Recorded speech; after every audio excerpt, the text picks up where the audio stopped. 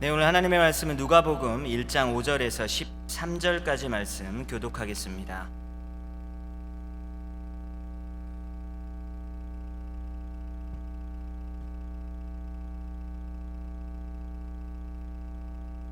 누가복음 1장 5절에서 13절까지 교독하겠습니다. 유대왕 헤롯 때 아비야 반열에 제사장 한 사람이 있었으니 이름은 사가랴요. 그의 아내는 아론의 자손이니 이름은 엘리사벳이라.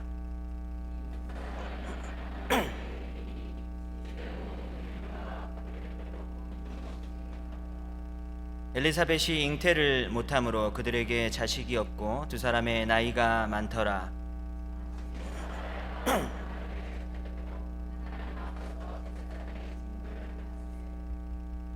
제사장의 전례를 따라 제비를 뽑아 주의 성전에 들어가 분향하고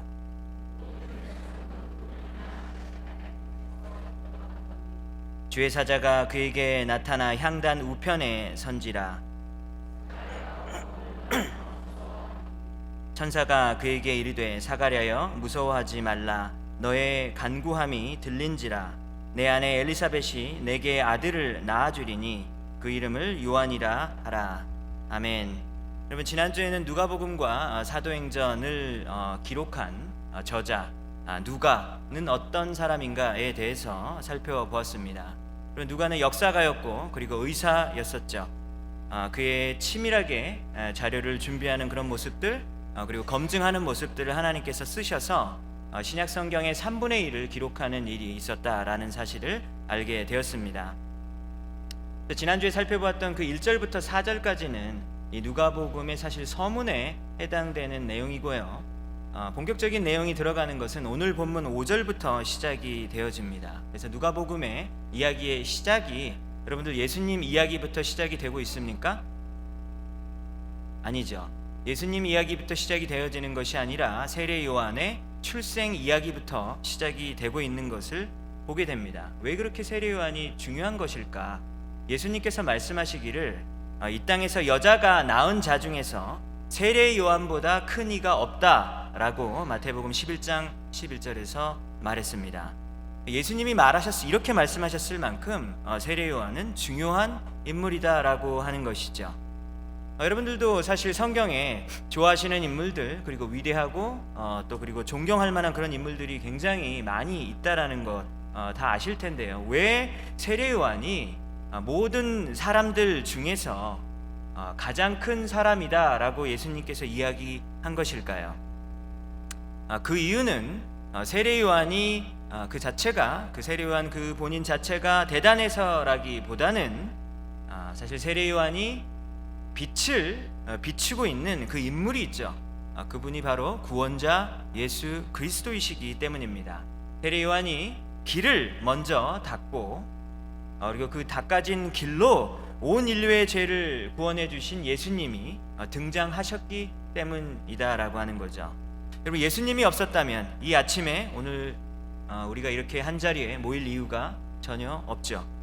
예수님이 아니었다면 우리의 인생을 걸고 우리의 생명의 능력도 없는 어떤 그런 죽은 종교, 어떤 철학과 같은 것에 우리가 의지할 필요가 없겠죠. 예수님이 아니었다면 우리가 날 때부터 정말로 우리의 본성적으로 지니고 있어서 떨쳐버릴 수 없는 어떤 그런 죄성 때문에 사실 우리는 영원한 심판을 받을 수밖에 없고 사탄 마귀와 함께 지옥에 갈 수밖에 없는데, 예수님 때문에 우리는 그 심판에서 면할 수 있다라고 하는 것이죠. 그 예수님이 인류의 구원자임을 알아보고 그리고 많은 사람들 앞에서 최초로 보라, 세상 죄를 지고 가는 하나님의 어린 양이로다라고 외친 사람이 있었는데 그분이 바로 세례 요한이었다라고 하는 것이죠. 또 5절에 보니까 세례 요한의 출생은 유다 왕 헤롯 때였다라고 이렇게 시작하고 있습니다. 신약 성경에서 이 헤롯이라는 이름이 여러분 오늘 본문뿐만 아니라 굉장히 많이 나오는 것 알고 계시죠? 심지어 사도행전 그 뒷부분까지 헤롯이 등장한다라는 것을 여러분들 기억하고 계실 것 같습니다. 한 가지 예를 들면 여러분 세례 요한을 죽이고 그리고 예수님을 심판했던 헤롯 있죠. 이 헤롯은 오늘 본문 5절에 나오는 그 헤롯이 아닙니다. 그 헤롯은 누구냐면 오늘 본문 5절에 나오는 그 헤롯의 아들 헤롯 안티파스이죠.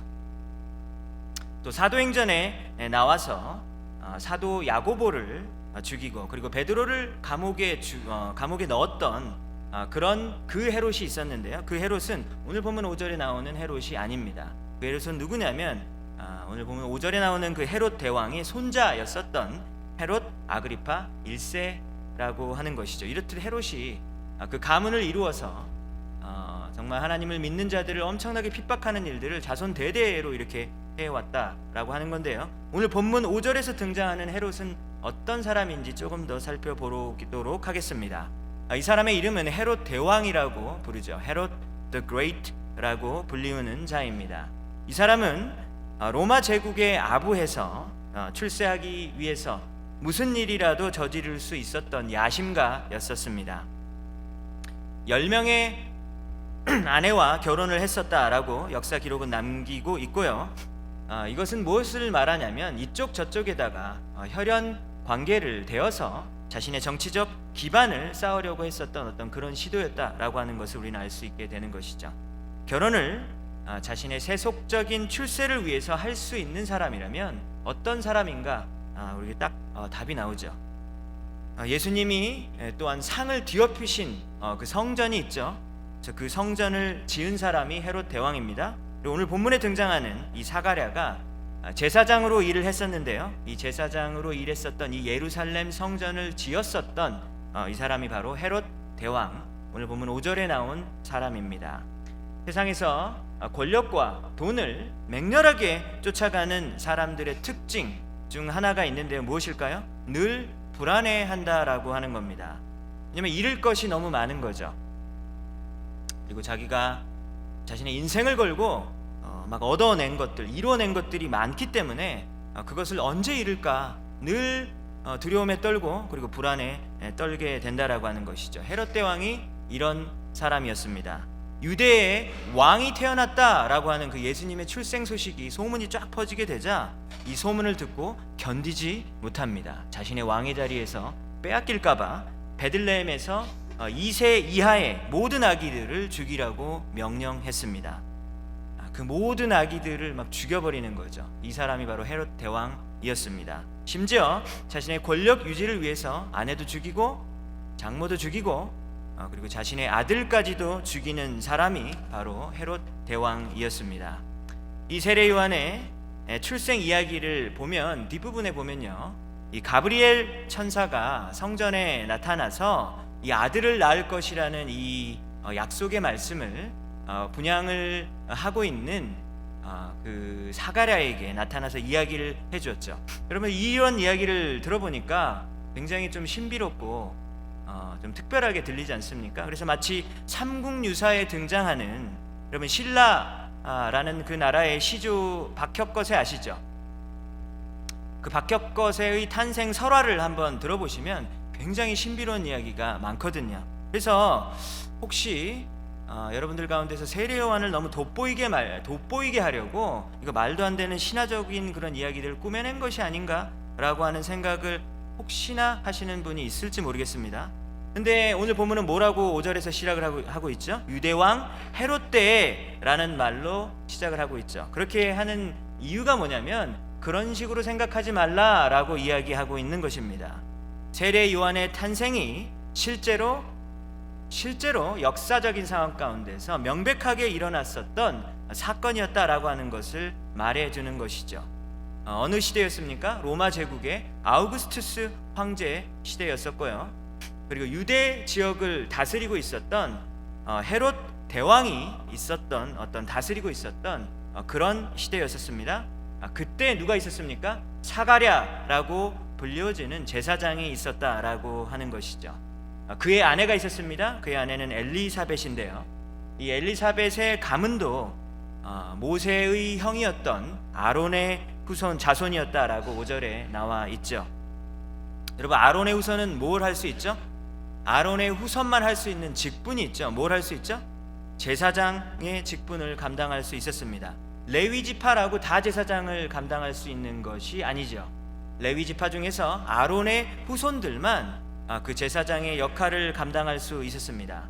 역사 문헌을 보면요, 이때 세례요한이 태어났을 때 그 당시 제사장의 숫자가 18,000여 명 정도가 있었다라고 합니다. 굉장히 많이 있죠.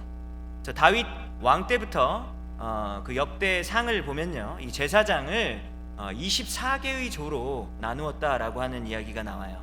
24개 조로 나누어서 일을 하게 했다라고 하는 것이죠. 여러분 8절을 보십시오.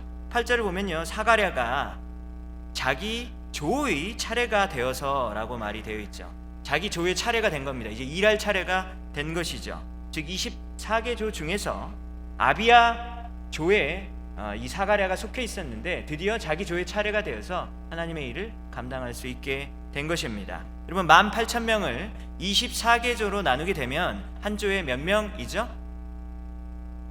제가 계산기를 해보니까 750명이 나오더라고요. 여러분 그러니까 이 자기 조에 속했다고 해서 하나님의 일을 다 감당할 수 있는 게 아니죠. 그 향을 피우기 위해서는 딱 한 명만 그 성전에 들어갈 수 있는 거죠. 750대 1의 경쟁을 뚫고 들어갈 수 있는 겁니다. 그래서 제비를 뽑았다라고 하는 것이죠. 제사장의 숫자가 이렇게 많다 보니까 오늘 본문에 나오는 이 사가랴가 감당했었던 이 분향단에서 향을 피우는 일, 이거 뭐 당연히 제사장이니까 하겠지라고 생각하지만 이건 절대로 당연한 일이 아니다라고 하는 거죠. 만약에 이 당시의 제사장 중에서 분향단의 향을 피우는 일을 한다면요, 그 일은 자신의 일평생 중에서 딱 한 번 일어날까 말까 하는 일이었다라고 하는 거죠. 분향단에서 향을 한 번도 못 피우는 제사장들도 많았다라고 합니다. 그 역사적인 날이 오늘 찾아오게 된 겁니다. 6절을 보면요, 이런 말이 나옵니다. 두 사람이 다 하나님 앞에 의인이었다라고 말합니다. 어디 앞에 의인이라고요? 하나님 앞에 의인이다라고 하는 것이죠. 그러면 하나님 앞에 의인이 아닌 경우도 있나요? 있죠.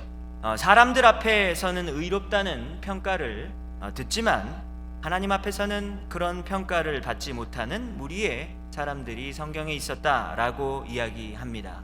예수님께서 당시에 종교 지도자들이었던 바리새인들, 아니면 서기관, 제사장, 장로들과 같은 사람들을 강하게 꾸짖으시면서 이들은 사람들 앞에서는 의롭게 보일지 모르지만 하나님 앞에서는 의로운 자들이 아니다라고 말씀하셨죠. 그래서 예수님께서는 이들을 일컬어서 뭐라고 말씀하셨냐면 회칠한 무덤이라고 이야기했습니다.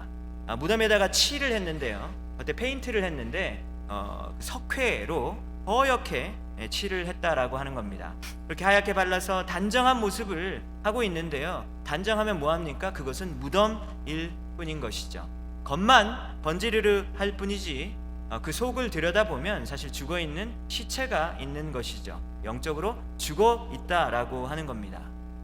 그래서 이들을 향한 예수님의 그 아주 험한 말이 바로 회칠한 무덤이라고 하는 표현이었고요. 두 번째 하는 표현은 그들을 보고 독사의 자식들아 라고 예수님께서는 말씀했습니다. 여러분 한국말로는 이렇게 예의를 갖춰서 자식이라고 표현했지만 아마 예수님이 뭐라고 했을 것 같으신가요? 새끼라고 하셨을 것 같죠? 독사 새끼, 이렇게 아마 분명히 말을 했을 것 같아요. 여러분 에덴 동산에서 아담과 하와를 이 죄악 가운데 빠뜨린 존재가 뭐로 나오죠? 뱀으로 나오죠. 그리고 요한계시록 12장에 보면 옛날의 뱀, 옛뱀이 나오고, 그리고 큰 붉은 용이, 그 옛뱀과 큰 붉은 용이 같은 존재인데 그 존재가 뭐냐면 사탄 마귀라고 표현이 되어 있습니다. 그렇기 때문에 예수님께서 독사의 후손들이라 라고 표현한 것은 그들이 어떤 사람이냐? 마귀가 하는 일에 추종하고 그리고 수종을 들고 있는 자들이었다라고 하는 이 엄청난 말이었다라고 하는 것이죠. 예수님이 할 수 있는 욕 중에서 가장 센 욕을 하신 거죠. 여러분 그런 존재가 어떤 누구였습니까?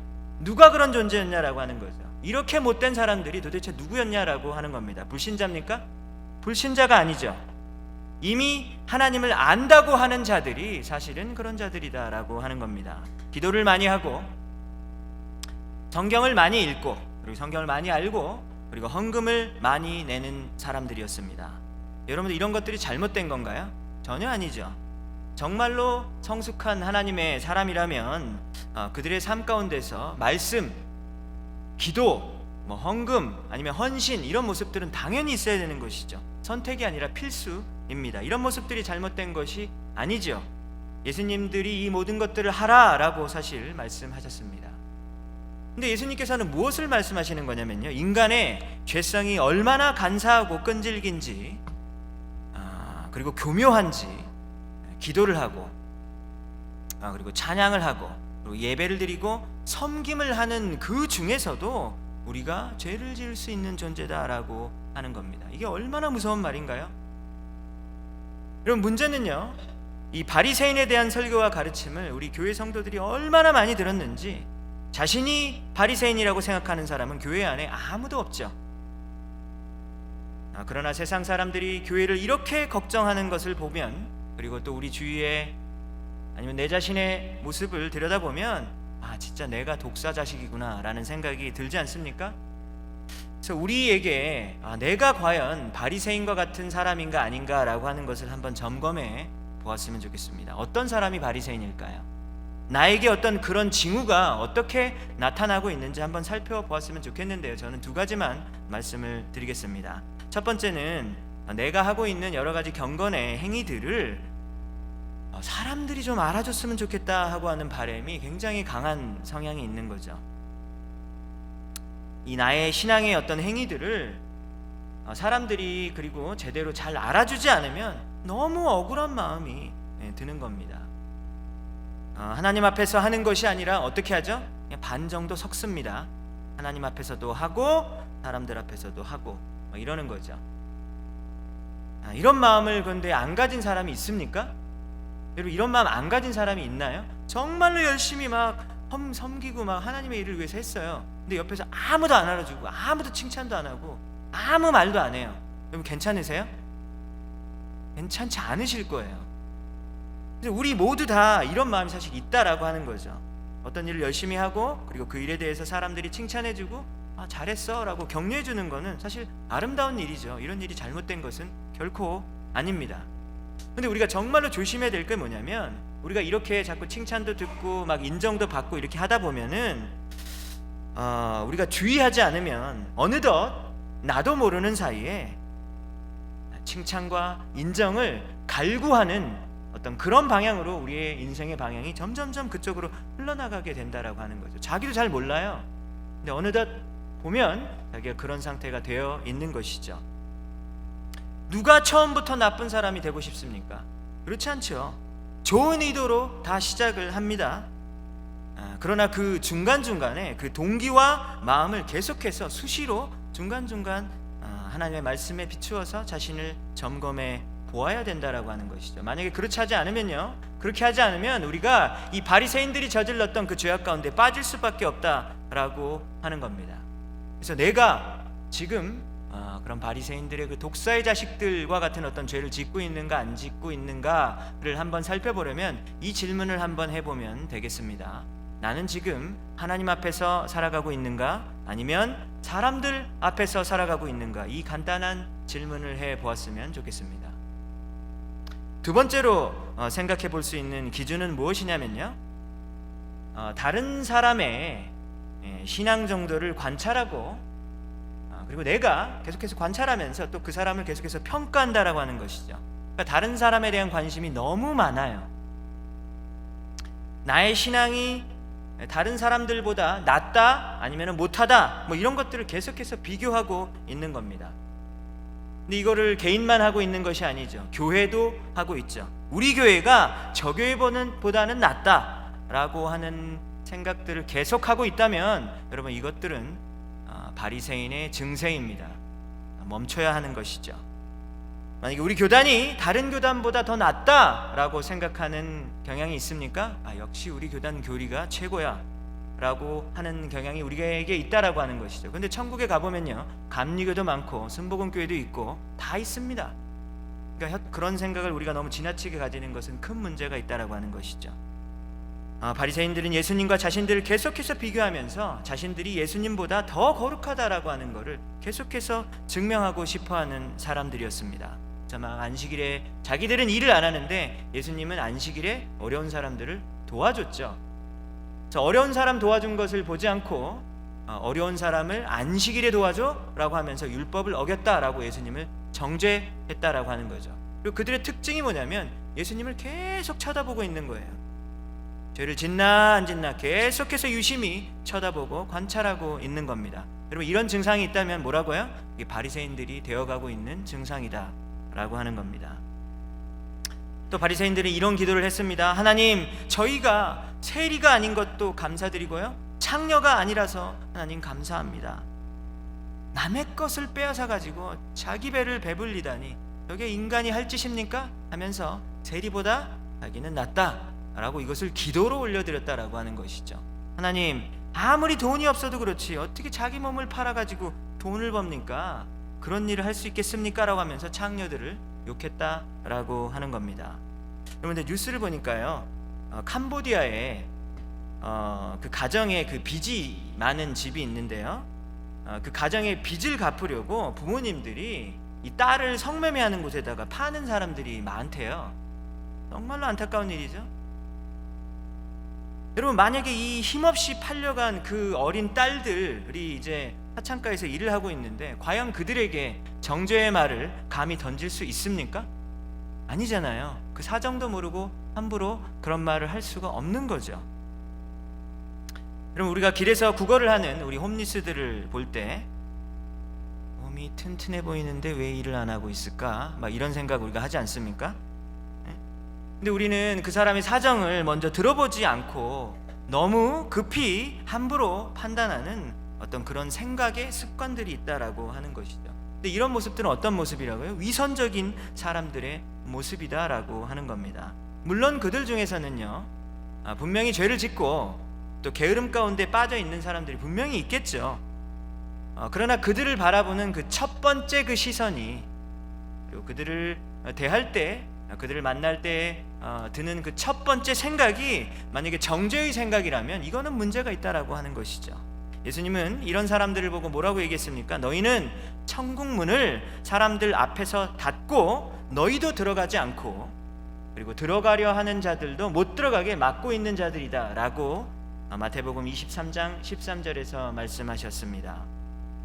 바리새인들은요, 이렇게 믿었어요. 자기네들이 천국에 제일 먼저 들어갈 줄 알았죠. 그런데 예수님은 뭐라고 얘기합니까? 니네들은 못 들어가 라고 말씀하셨죠.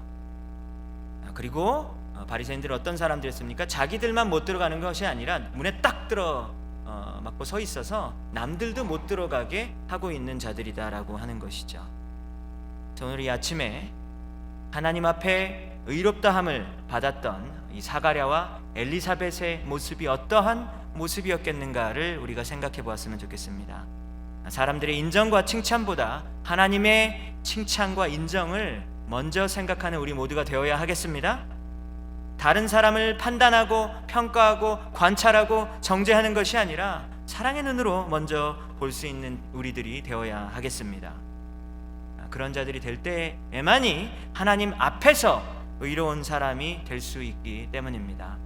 오늘 또 말씀을 보면 이 두 부부가 성실하게 살아온 신앙인들이었다라고 하는 것을 우리는 보게 됩니다. 레위지파 출신 제사장이었고요, 그리고 하나님의 말씀을 잘 지키는 순종의 사람들이었다라고 이야기합니다. 하나님을 잘 믿는 신용만 하는 자들이 아니었고 하나님을 정말로 살아계신 분이라고 믿고 따라가는 사람들이었다라고 오늘 본문은 이야기하고 있습니다. 그런데 이 사람들의 인생 가운데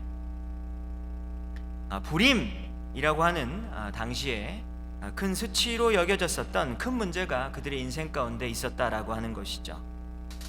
혹시 여러분들 가운데서 출산을 못할 수도 있지 그렇게 그것이 큰 문제였을까라고 혹시 생각하는 분이 있을지 모르겠습니다.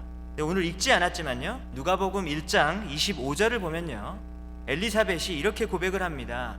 나중에 하나님께서 이제 아들을 주신다라고 약속을 했는데요, 이렇게 얘기를 하는 거예요. 주님께서 나를 돌아보시사 사람들에게 당하는 내 부끄러움을 없이 해주시던 날에 라고 얘기하고 있죠.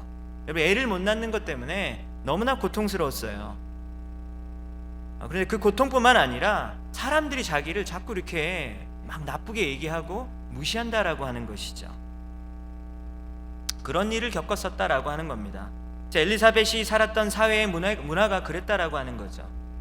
근데 그 유대 문화가 이런 사회였다라고 하는 것이죠. 사실 유대만 그런 것이 아니죠. 우리나라도 사실 그랬었죠. 제가 어렸을 때만 해도 얼마나 아들했는지, 제가 사실 굉장히 귀한 아들이었습니다. 집에서 고등학교 때까지 설거지를 한 번도 하지 않고 늘 누나와 여동생이 이렇게 집안일을 했는데, 그래서 요즘에는 제가 혹시 누나 집을 방문하면 제가 사죄하는 마음으로 설거지를 열심히 하고 있습니다.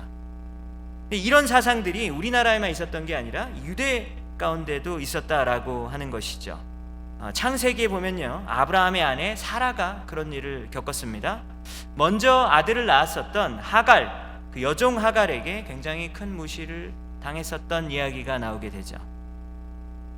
그리고 야곱의 아내 라헬이 있었죠. 라헬은 남편의 사랑은 듬뿍 받았지만 아이를 못 낳아서 계속해서 그 집안에서 막 아기 낳는 경쟁이 막 4명의 와이프에서 막 계속해서 일어나는 일들이 벌어졌었죠. 그래서 언니 레와와 막 경쟁하면서 이 온 가족이 아주 불행에 빠지게 되는 이야기가 창세기에 이렇게 기록이 되어 있습니다. 여러분 사무엘상 1장에도 보면요, 한나가 불임으로 고생을 했다라고 하는 이야기가 나오죠.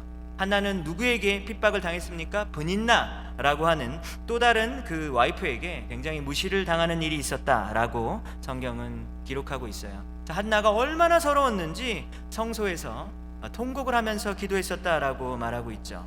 그리고 오늘 본문의 7절 후반부를 보니까 이 불임의 소식이 있을 뿐만 아니라 두 사람이 나이가 많았다라고 이야기하고 있는 것이죠. 그러니까 이 불임이라는 이 인생의 문제가 해결될 수 있는 가능성이 거의 없어지고 있다, 이런 것을 알려주는 것입니다. 정말로 큰 문제죠. 그리고 이 문제는 해결할 수 있는 문제가 아니라 평생 동안 안고 가는 문제였었다라고 하는 거죠. 근데 이 문제가 누구에게 일어났습니까? 하나님 앞에 의인들이었던 이 사가랴와 엘리사벳에게 일어났다라고 하는 거죠. 여러분 성경은 분명히 우리에게 계속해서 말씀을 해주시고 있습니다. 만약에 어떤 사람에게 힘든 일이 생기고요, 그리고 불행한 일이 있고 막 고난이 닥쳤다면 그것이 꼭 그 사람의 죄나 잘못 때문에 그런 것이 아니다라고 하는 것을 성경은 누누이 계속해서 말하고 있습니다. 여러분 욥 아시죠? 욥이 하나님 앞에 의인이었다라고 성경은 기록하고 있어요. 그런데 욥은 정말 말로 할 수 없는 그런 고난들을 당한 사람이었죠. 그리고 예수님이 낳을 때부터 선천적으로 시각장애인을 만난 장면이 나오게 되는데요, 옆에 있던 사람들이 이런 질문을 합니다. 예수님, 누구 죄 때문에 저렇게 태어난 거죠? 라고 질문을 하는 거죠. 이것이 본인의 죄입니까? 아니면 부모님의 죄입니까? 라고 물어보는 겁니다. 그래서 이런 질문을 하자 예수님은 그들의 잘못된 신앙관을 확실하게 교정해 주십니다. 뭐라고 말씀하셨죠? 이 사람이나 그 부모의 죄로 인한 것이 아니라 라고 말했다라고 하는 것이죠. 그에게서 하나님이 하시고자 하시는 일을 나타내고자 했다라고 말씀하셨습니다. 사람들이 봤을 때는요, 그냥 막 동정하고 아유 저렇게 태어나서 막 이런 식으로 생각을 하는데요, 하나님은 전혀 그렇게 생각하지 않는 것이죠. 하나님께서 그 인생을 통해서 이루시고자 하시는 일이 분명히 있다라고 하는 겁니다. 여러분 혹시 주위에 어떤 사람에게 불행한 일이 생겼습니까? 결코 벗어날 수 없는 그런 고통 상황 가운데로 들어가는 모습을 혹시 보시게 되셨습니까? 여러분 그들을 보면서 함부로 무슨 잘못을 지었을까? 뿌린 대로 거두는 법인데 무슨 숨겨진 죄가 있을까? 혹시나 이런 생각을 한다면요, 이런 생각은 정말로 악한 생각이다 라고 하는 것을 성경은 말하고 있다라는 것을 우리는 알아야 하겠습니다. 그런 생각은 정말 교만한 생각이에요. 하나님 앞에 의인이었다라고 하는 말은요, 사가랴와 엘리사벳의 고통이 그들의 죄 때문에, 그들의 잘못 때문에 생긴 것이 아니다 라고 하는 것을 오늘 성경 말씀이 분명히 말하고 있다라는 사실을 우리가 기억했으면 좋겠습니다. 여러분 이 말씀을 보면서 또 한 가지 우리가 알 수 있는 것은요, 사가랴와 엘리사벳이 이 고통의 상황 가운데에서도 하나님께 최선을 다하는 삶을 살았다라고 하는 것을 오늘 본문을 통해서 보게 됩니다. 여러분 6절을 한번 보세요. 6절에 보니까요, 주의 모든 계명과 규례대로 흠이 없이 행하더라 라고 했습니다. 우리는 보통 이런 기도를 하나님께 많이 드렸죠. 하나님, 이번 것만 하나님 해결해 주시면 제가 주님께 정말로 충성할게요. 이런 기도를 우리는 얼마나 많이 드렸는지 모릅니다. 그러나 사가랴와 엘리사벳은 아이를 못 낳아서 수치를 당하고 있었고, 그리고 의학적으로 생물학적으로 아이를 낳을 수 없는 그 좌절과 그 절망을 평생 동안 지고 가야 되는 어떤 그런 상황 가운데서도 뭐라고 말했습니까? 6절에 보니까 모든 말씀에 순종하며 살았다라고 말하고 있는 것이죠. 내 기도에 하나님께서 응답을 해주셔서, 그리고 내 인생 가운데서 여러 가지 일들이 잘 풀리게 해주셨기 때문에, 내 삶에 많은 간증들이 있기 때문에 우리가 하나님을 잘 따른다. 이 말이 맞습니까? 틀립니까? 맞는 말이죠. 틀린 말이 아닙니다. 근데 이 말로 우리의 신앙을 온전하게 설명할 수는 없죠. 일이 잘 된 후에 하나님, 그리고 나중에 제가 좀 여건이 되면요, 그때 하나님 제가 잘 믿을게요. 하나님께 혹시 여러분들 이런 식의 내용의 기도를 계속해서 드리고 있지는 않습니까? 오늘 보면 우리에게 어떤 가르침을 주고 있습니까? 인생이 잘 풀리지 않을 때, 그리고 해결될 수 없는 문제를 우리가 지금 끌어안고 내가 지금 짊어지고 가야 하는 그 와중에 여전히 하나님을 잘 따를 수 있음을 보여주고 있는 것입니다. 이것이 정말로 중요하다라고 하는 것이죠. 여러분, 문제가 해결이 되고 난 다음에 하나님을 잘 따를 것이 아니라 어떻게 해야 된다고요? 문제가 한참 지금도 존재하고 있는 그 가운데에서도 하나님을 신실하게 따르는 모습이 우리에게 필요하다라고 하는 모습을 우리에게 가르쳐주고 있는 것입니다. 여러분, 어떻게 사가랴와 엘리사벳은 이런 신앙의 모습을 가질 수 있었던 것일까요?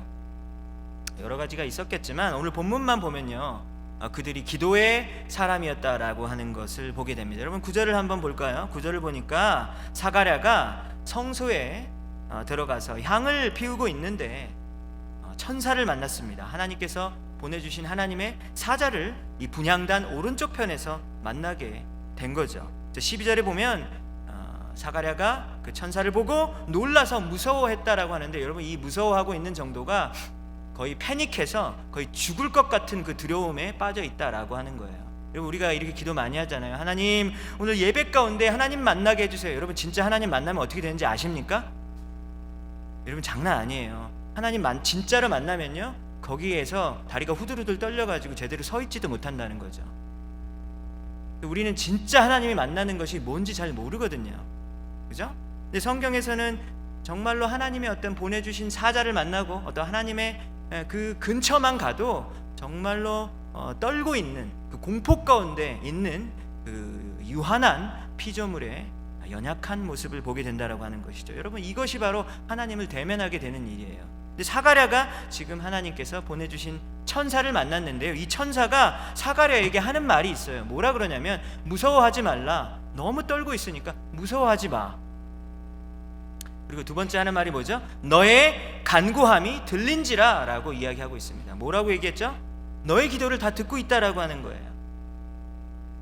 사가랴의 기도가 하늘에서 기억되고 있었다라고 하는 것을 오늘 본문이 이야기해주고 있는 것입니다. 여러분, 우리 인생 가운데 어려운 일이 찾아오잖아요. 근데 우리가 어려운 일이 있다고 다 하나님을 찾지는 않습니다. 왜냐면요, 우리 인생 가운데 큰 고통이 있을 때에도 사실 기도 말고 할 일이 너무 많아요. 기도 말고도 할 수 있는 일들이 너무 많다라고 하는 거예요. 그래서 우리가 기도를 하려고 치면 그 기도를 제대로 할 수조차도 없다라고 하는 겁니다. 기도하기가 얼마나 어려운지 모른다라고 하는 것이죠. 그러나 이 사가랴와 엘리사벳은 어땠습니까? 이 불임의 문제를 가지고 하나님께 나아가서 그 문제를 놓고 하나님께 간구했다라고 13절에서 이야기해주고 있다라고 하는 것이죠. 우리는 이렇게 해야 되는 겁니다. 우리의 문제를 들고 하나님 앞에 그것을 기도로 아뢰야 한다라고 하는 것이죠. 그럼 우리가 기도는 왜 해야 되는 겁니까? 어려운 문제를 내 인생 가운데 제거하기 위해서, 없애기 위해서? 그럼 만약에 그 이유만을 가지고 기도한다면 우리는 기도 절대로 오래 못하죠. 그렇죠?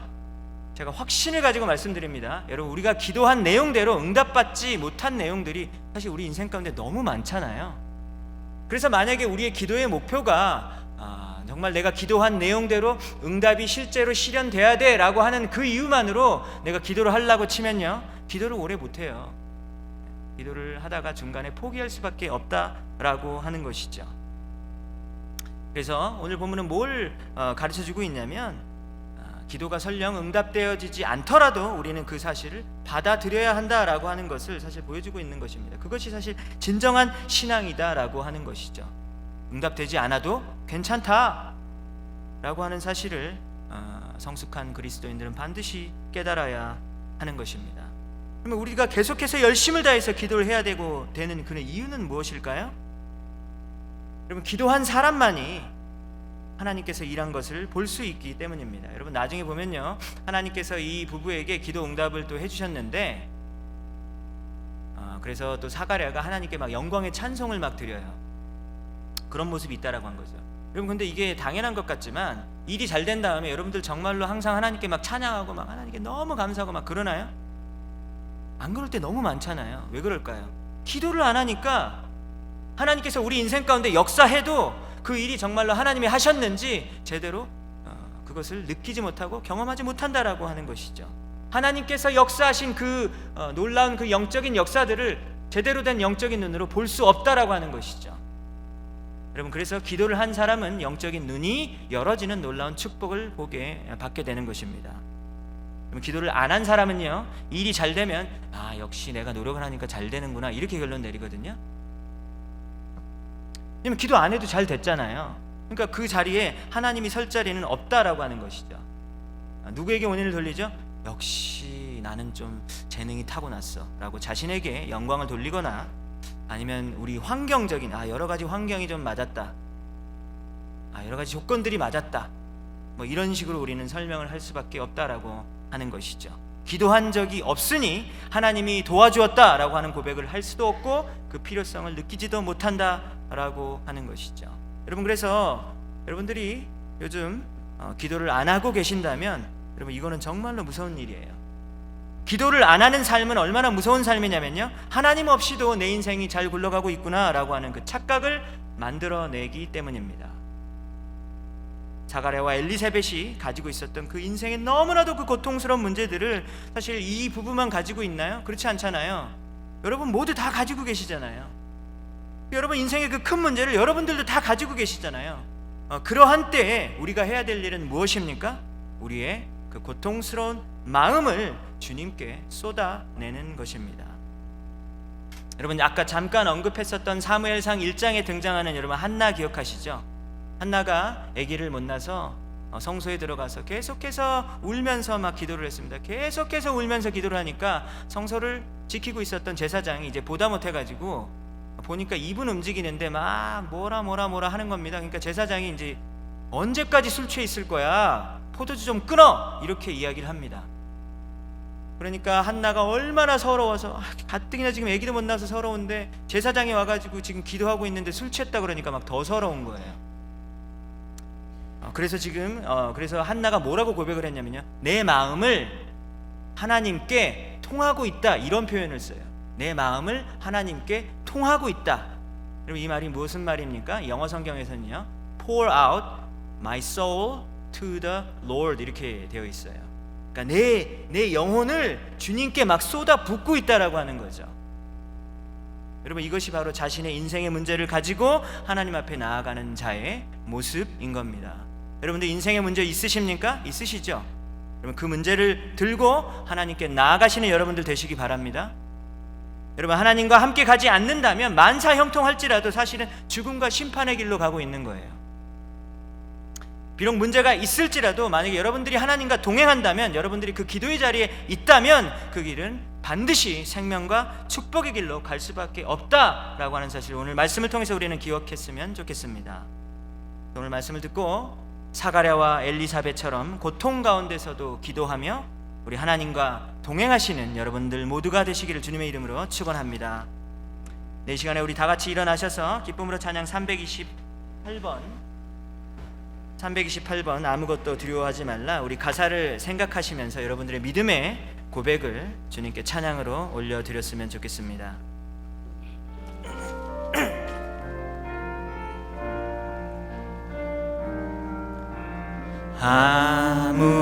아무것도 두려워 말라.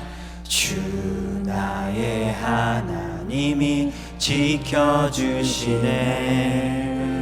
놀라지 마라, 겁내지 마라.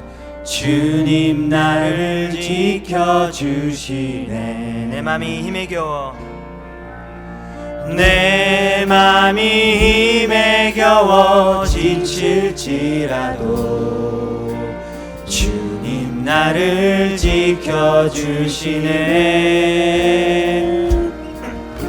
세상에 험한 풍파 몰아칠 때도 주님 나를 지켜주시네.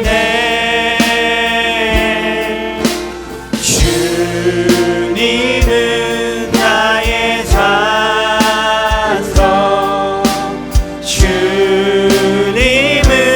나의 요새, 주님은 나의 소망, 나의 힘이 되신 여호와.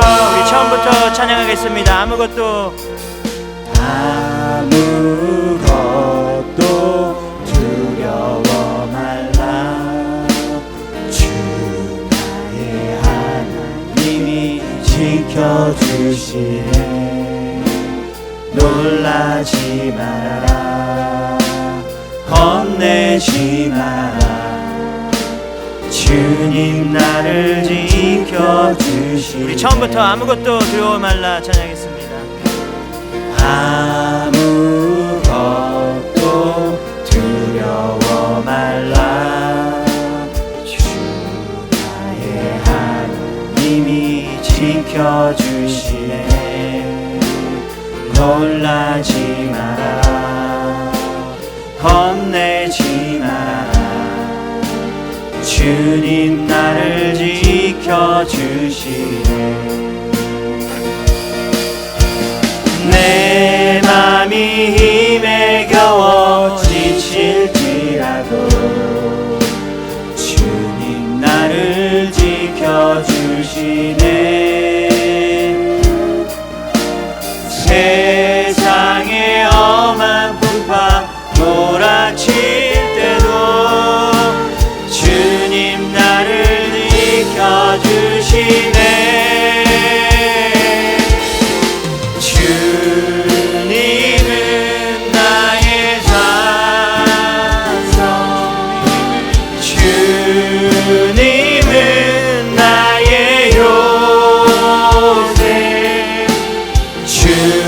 주님은 나의 소망, 나의 힘이 되신 여호와. 주님은 나의 산성,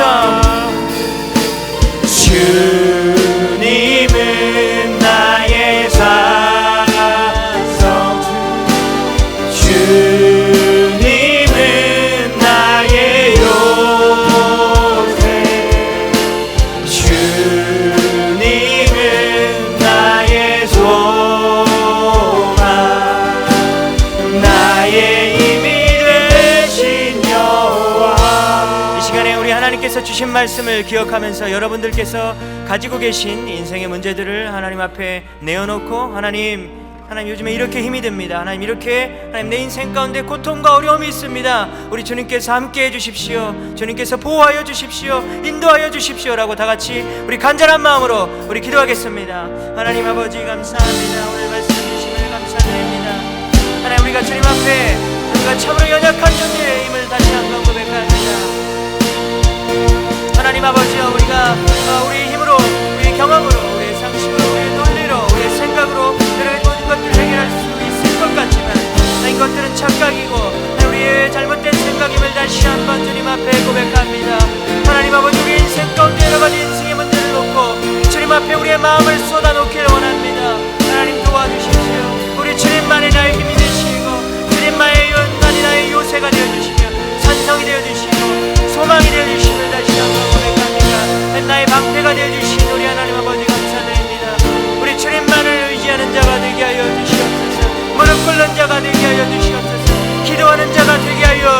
주시옵소서. 하나님 앞에 통회하며 자복할 때 우리의 영적인 눈이 활짝 열어지게 되므로 말미암아 하나님께서 우리 인생 가운데 하시는 역사를 하나님 바라볼 수 있는 자들이 되게 하여 주시옵소서. 영적으로 깨어있고 민감한 자들이 되어지기를 소원합니다. 성령 충만한 자들이 되어질 수 있도록 주께서 붙잡아 주시기 원합니다.